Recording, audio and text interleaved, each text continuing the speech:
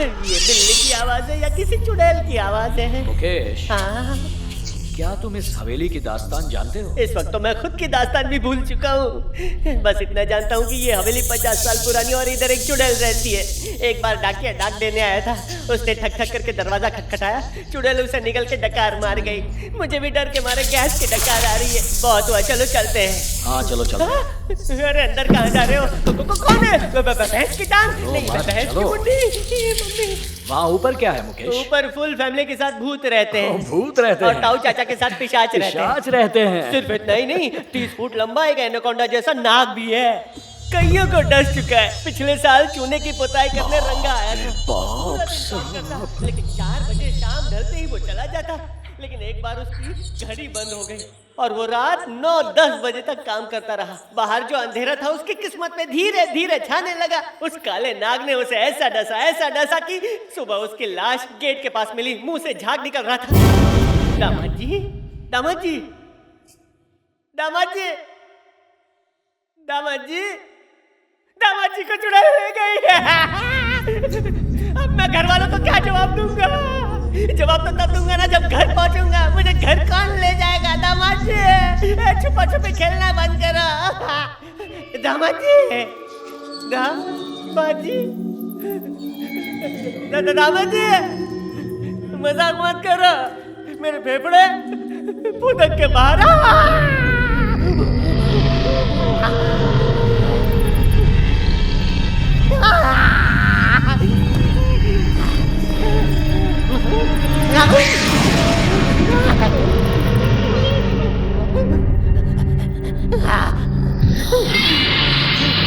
बोला था ये भूतिया हवेली है, फिर भी नहीं माने।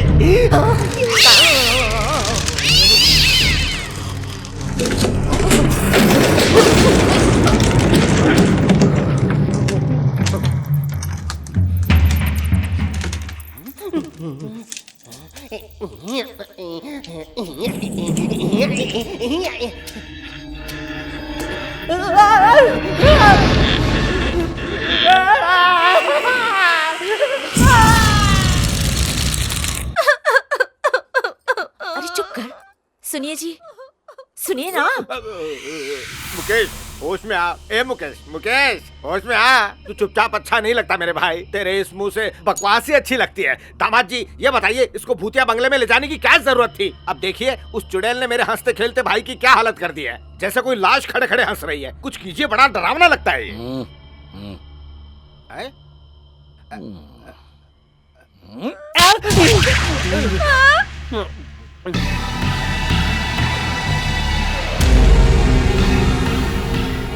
अरे गांव वालों, बताशे बट रहे हैं क्या? मेरे हिस्से के कहाँ हैं? नमस्ते माँ जी, मैं सुमित का। सुमित कहाँ है? वो इस घर का होने वाला दामाद है।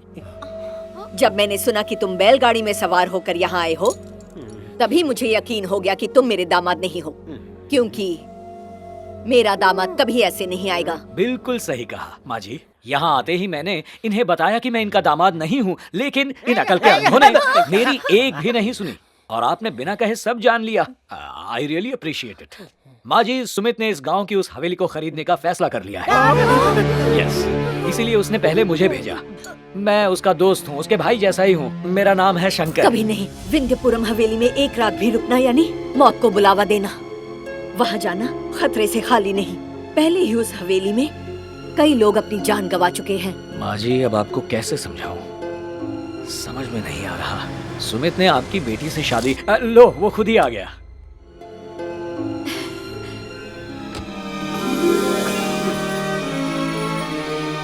दामाद चूना लगाता है। प्रिया, अरे बेटा बाहर आओ। आकर अपने होने वाले पति का चांद सा मुखड़ा तो देखो। आओ आओ, देखो।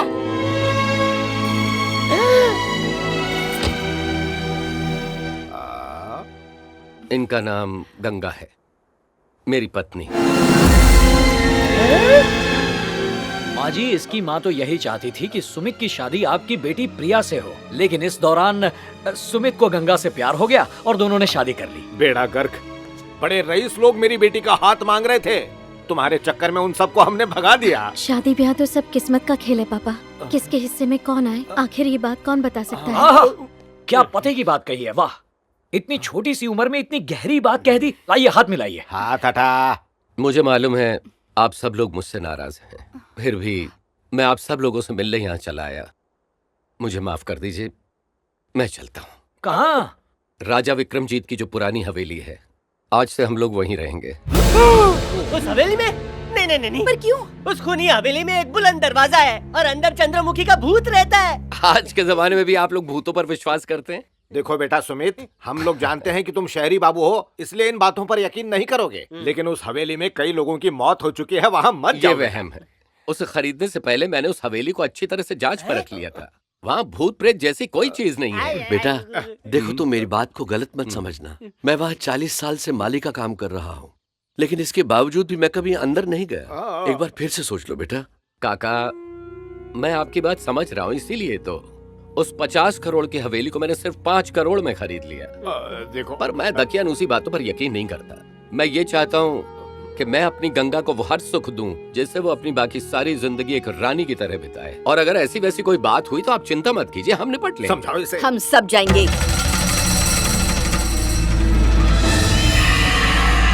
उसे खरीद कर तुमने ठीक किया। ऐसे क्या देख रहे हो? यही सोच रहे हो ना कि अब मैं हाँ क्यों कह रही हूँ? मैं नहीं चाहती सुमित पर कोई आफत आए। मैंने फैसला किया है कि सुमित का कॉन्ट्रैक्ट खत्म होने तक हम सब उसके साथ हवेली में रहेंगे। सब एक साथ मरेंगे। सुनो, हमें इन दोनों का ख्याल रखना है। अगर इन्हें कुछ हो गया तो सरस्वती को लगेगा मैंने पुरानी बात का बदला लिया है। माना कि सुमित ने हमारी प्रिया से शादी नहीं की, फिर भी हमारा फर्ज बनता है कि हम इनका ख्याल रखें। और वैसे भी बहुरानी पहली बार आई है, सबसे घुल मिल लेगी। शुक्रिया माँ जी, आशीर्वाद। रुको सुमित, अभी नहीं। जिस काम के लिए तुम आए हो, एक बार वो काम पूरा हो जाए, उसके बाद हम सब मिलकर इनके आशीर्वाद लेंगे।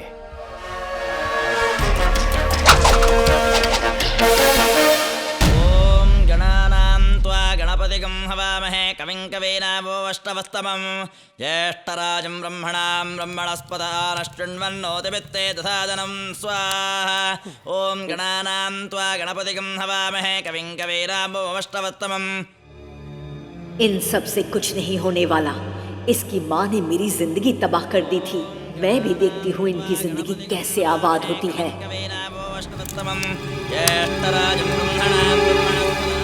देखो बेटा सुमित, हम यहाँ इस हवेली में कोई मजे मारने के लिए नहीं आए हैं। इस भूतिया हवेली में तुम भूतों के चंगुल में न फंस जाओ, इसलिए तुम्हारी रक्षा करने के लिए आए हैं हम। लेकिन हम सब के यहाँ रहने की एक शर्त है, वो तुम्हें माननी पड़ेगी। कैसी शर्त? वो शर्त यह है कि इस हवेली के पीछे वाले हिस्से में कोई भूल कर भी नहीं जाएगा, खासकर राजा के कमरे की तरफ जिसमें चुड़ैलें नाचती हैं। आपने हमारे साथ रहने का फैसला किया तो क्या हम इतना भी नहीं कर सकते? हम में से कोई भी हवेली के उस तरफ बिल्कुल नहीं जाए। तो फिर ठीक है, चलता हूँ। चलो चलो।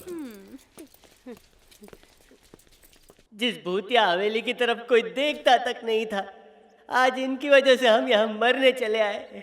अभी मरे, आधे घंटे बाद मरे, 1 घंटे बाद मरे, पता नहीं कब मरे। भैया, एक तो भूतिया हवेली, ऊपर से इतना हॉरर इफेक्ट क्यों? थोड़ी सी खराश है। मुकेश, ये बताओ तुम्हारी राशि क्या है? क्यों? अरे बताओ ना यार। सिंह राशि। सिंह राशि है तुम्हारी? अरे तुम तो पूरे के पूरे सिंघम हो यार। हाँ, करोड़ों में एक होते हैं सिंह राशि वाले। भूतों को भी ये राशि वाले बहुत पसंद हैं। हाँ, इस तरफ। संभल के, संभल। आराम से। ये पुराना पलंग क्यों? हम नया भी तो खरीद सकते थे। ये मामूली पलंग नहीं है, इस पर राजा रानी खुद सोया करते थे। लेकिन अब वो नहीं, हम सोएंगे। सुमित बेटा, जल्दी नीचे आओ, साथ में बहू रानी को भी लाओ। सब कुलदेवी के मंदिर जाएंगे, उसे तुम्हारे बाबूजी ने बनवाया था। करे मेरी बैलगाड़ी मेरे साजन का डोला। राम राम काका। आलीशान गाड़ियों को छोड़कर इस बैलगाड़ी में। ये मेरा दोस्त शंकर अमेरिका से लौटा है और वहाँ बैलगाड़ी की सवारी तो मिलती नहीं, इसीलिए। नमस्ते। नमस्ते। आलीशान गाड़ियों में बहुत घूमा पर बैलगाड़ी जैसा मजा कहीं नहीं। क्यों माली काका, आप यहाँ क्या कर रहे हैं? दरअसल वो मेरी पोती है ना दुर्गा, वो वहाँ पतंग उड़ा रही है, उसी के साथ आया हूँ। वहाँ तो बहुत से लोग हैं। वो जो सफेद साड़ी में सबसे पीछे खड़ी है ना, वही है मेरी पोती। सुमित, बहुत दिनों से पतंग नहीं उड़ाई यार। उड़ाए क्या? आ जाइए मालिक, आइए आइए। बहुत बढ़िया उड़ाते हैं। काय पोछे, ओहो, उधर देखो।